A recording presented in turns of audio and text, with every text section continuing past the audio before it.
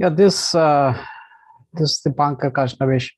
Just wanted to spend some time on this topic, the metaverse, which seem to have become very popular of late. Especially after Mark Zuckerberg talked about it in October last year, and there was this renaming of the holding company of Facebook also into Meta. So it has become mainstream, but it's not new thing. It has been there for a while, but nevertheless, probably it's a good time for all of us to understand at least the broad outlines of what metaverse means for us and how it is going to transform our life. So um, I will start with with the PPT, which I'll keep for reference. So this is, as I said, 28th of October, 2021, during the annual conference of Facebook. Mark Zuckerberg spoke about metaverse and how it's going to transform the internet and our life in the future. And he also announced the renaming of his holding company into Meta. And probably that is the moment when the metaverse really captured the consciousness of common people, and everybody started asking, what is this metaverse is all about? This is the new symbol of Meta. It's which essentially symbolizes infinity, possibly the infinite possibilities of metaverse is what is Facebook is trying to show here. So let's just look at this definition of metaverse, which was mentioned by Mark Zuckerberg in his own presentation as something which is a virtual world that will be ushered in the next phase of the internet. But if we go into the semantics of it, metaverse is nothing but a combination of two words: meta, which is a Greek word which means beyond or after or behind, and verse is something which we which is quite familiar to us, right? It's a rhythm. It's a sort of text which we can read out with the rhythm. So all this epics which you talk about, Ramayana, Mahabharata, Iliad, or Odyssey, is all full of verse. So verse is something which when combined with metaverse essentially talk of a story which is far beyond or far after or far behind everything. And if I combine this infinity symbol of Meta, it possibly shows the infinite possibilities. Now, verse as a term, we also hear about it in universe, which is that one story. And then multiverse, which says our universe is not the only one, and there are many, right? So anyway, that aside, so where did this term metaverse come from? I mean, while 2022 is when we are speaking about it, it is 30 years back when this book by Neil Stephenson, The Snow Crash, this book, which is considered as one of the pioneering science fiction, talked about this term in this book. It's essentially talks about a dystopian world where the whole world has been destroyed and people are all stuck in their respective homes and they don't connect with each other physically, and they connect with the world in a digital fashion. And that is what essentially metaverse is also talking about. Now, of course, metaverse of today is not exactly the snow crash of 1992. Today's world is not dystopian. There is a real world, but it is sort of supplementary to the real world is what we are going to talk about.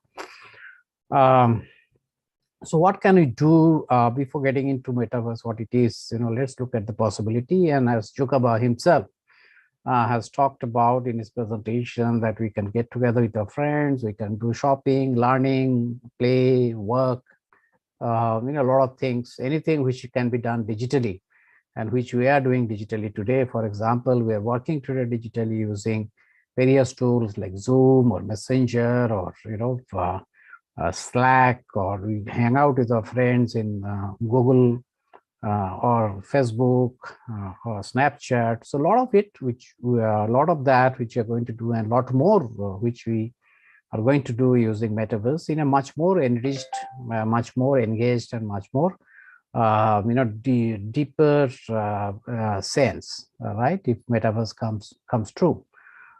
So what is the first thing which Metaverse needs? I mean, anywhere we go, we need to have identity, right? So the corresponding identity when you go into this digital Metaverse is the avatar. Avatar is a term which is a Sanskrit term, which means a representation. We talk about Vishnu's, Das avatar, or 10 personification, which is a representation of a living being or a god, is how we understand. And this again is a term which was, of course, popularized by the movie Avatar, which came in last century, but was again used in 1992 book, which you mentioned, the Snow Crash, right?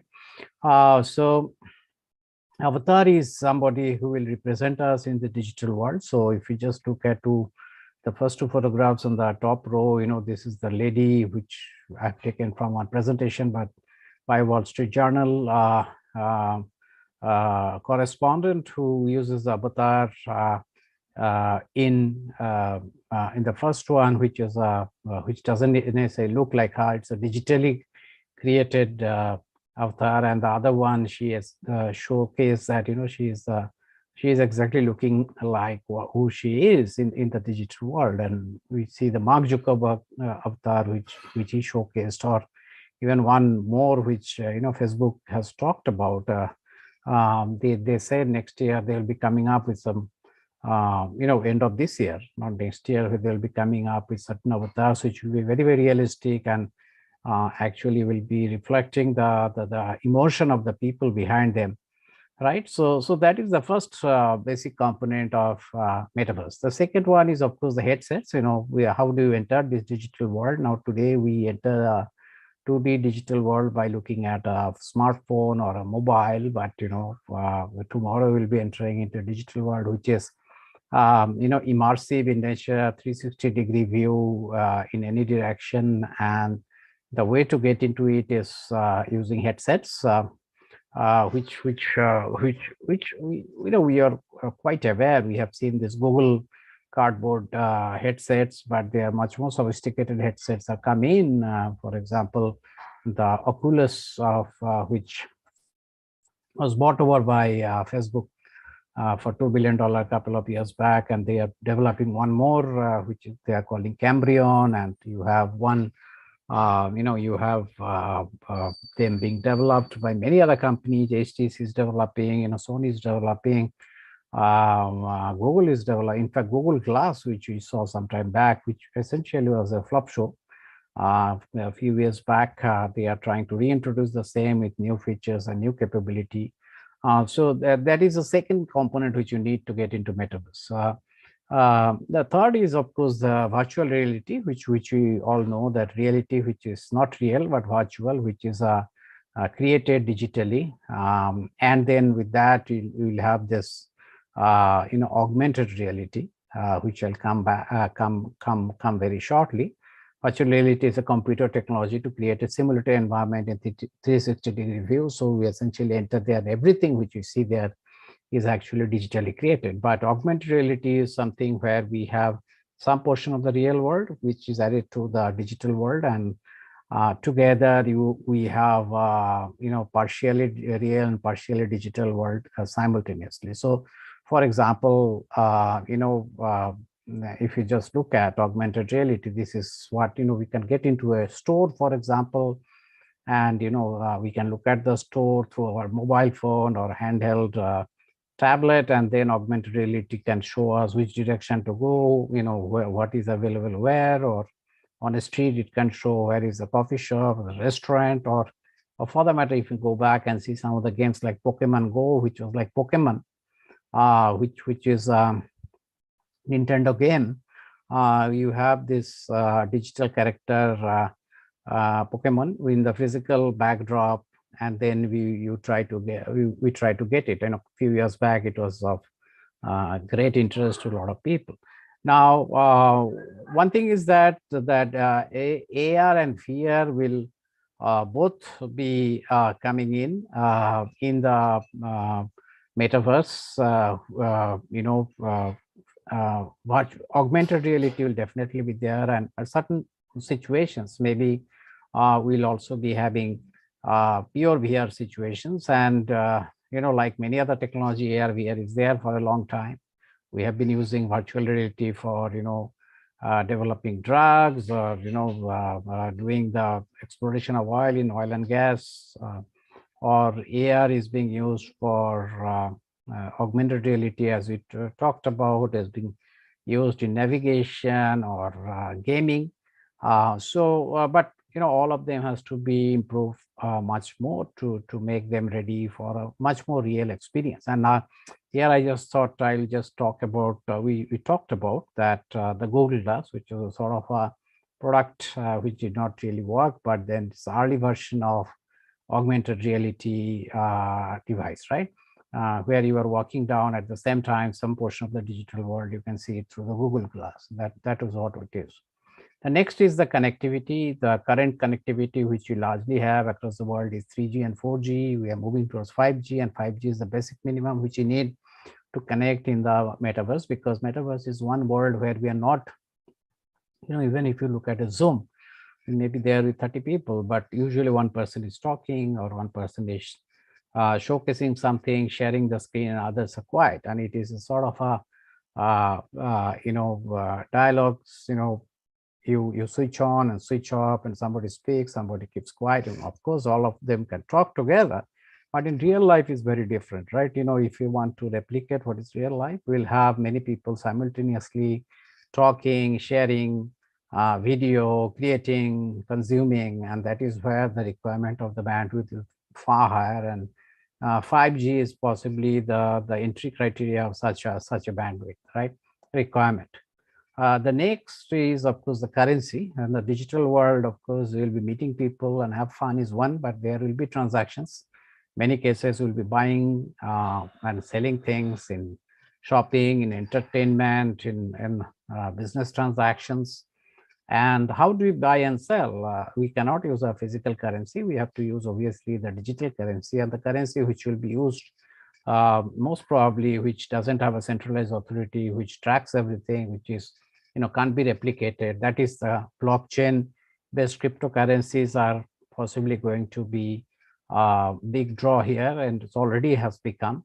And we have all heard about Bitcoin and Ethereum, but there are many other currencies. There are possibly 1,000+ currencies, and people will be using based on the advantage and disadvantages. Let's see how this particular, which gets adopted more or less, or which will depend on availability, usability, acceptability, less volatility, and all of that. And the last one is the NFT, non-fungible token, because in this metaverse there will be a lot of things which will be created digitally, and actually very important. In case they have a commercial value, they have to be tracked as who is the owner, because if there is a transaction, that transaction has to accrue to the person who has created it or own it. Even if otherwise, there need to have credits, traceability, and that will be done by this NFT or non-fungible tokens, right? Now, what do you do in the metaverse? Now, possibility is endless. I mean, we can possibly, work from home can be enriched further, and we can work, we can go travel, go to places, go to museums, go to great houses, which normally we can't afford, and live the life of a millionaire or billionaire in the digital world. We can, interact with our friends. We can, as you see, we can just have a virtual reality sort of environment while we're doing some other mundane tasks like eating. We can join somebody, in a group exercise or one-to-one exercise. We can get entertained. We can do shopping. I mean, some like the H&M and Nike, they are trying to already set up this metaverse sort of shops. We can do entertainment. We can see Dalil Mehendi here, and Andrea um, um, Ariana Grande performing, and we can look at the sky, have a view of the world through a digital world. Now there are this lot of these technologies which will play a role, as we have talked about. A lot of these technologies are not new; they are in development for a while. For example, just we talked about this Bitcoin sometime back, and blockchain, which is almost 10 plus year old now. And a lot of new technologies will come in, and a lot, of course, the technologies which are there.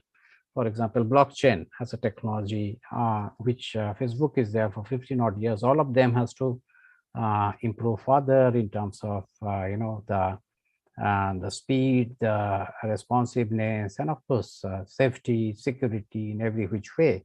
And we'll see increasingly bigger and bigger metaverse ecosystem. Now, um, obviously the Facebook has made the first move, and they have created Meta, and then Amazon and Google and Microsoft and all of that. Fortnite is another platform. They will all like to have a leadership here, because if it is completely open source, it is good for the consumers, but not good for the companies. Now, if it is proprietary and somebody dominates, like Apple has dominated with this operating system for many years, that is where the money is, and that is where the effort will be.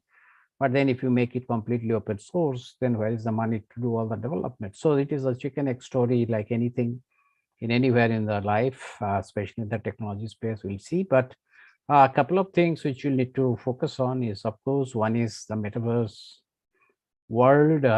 We talked about the connectivity and in the the devices that will be required. The devices today are not very sophisticated, and even if they are good enough, at some point they have to be affordable for a lot of people to use it. A lot of simplification has to happen in understanding a blockchain, NFT, and of course the issue of safety and security, safety of the data, security of the even the digital selves of people, protection, which has been a gray area for many technology companies. So that what are the sort of protocols, who is going to govern, how they're going to govern, what are the rules of engagements in the digital world, all of that has to be slowly defined. And so there are a lot of questions, many more questions today than answers, but nevertheless, we have not a beginning, which is good. So let's see how it happens. It will happen for sure. How much it will be of value to people? I mean, that is a very big question, because Google Glass was a fancy stuff which we talked about, but nobody sort of used it much, because there is not enough benefit, it was not really solving a problem which people are looking for. So is Metaverse going to solve a problem? Probably in the pandemic situation, yes, but post-pandemic, if everything comes back to normal, how much of digital life people will like to have, we'll have to see. But for sure, there will be some amount of advantage. Digital has shown, it compresses the travel time, it makes us reach anybody and everybody in the world anytime. It allows the old and the infirm, or people who are not having enough money, to digitally spread across the world and go anywhere they want to go, or go large distances. It can help us live a life which you otherwise can't afford. But nevertheless, we'll have to see how things pan out. For the time being, we will see. We should at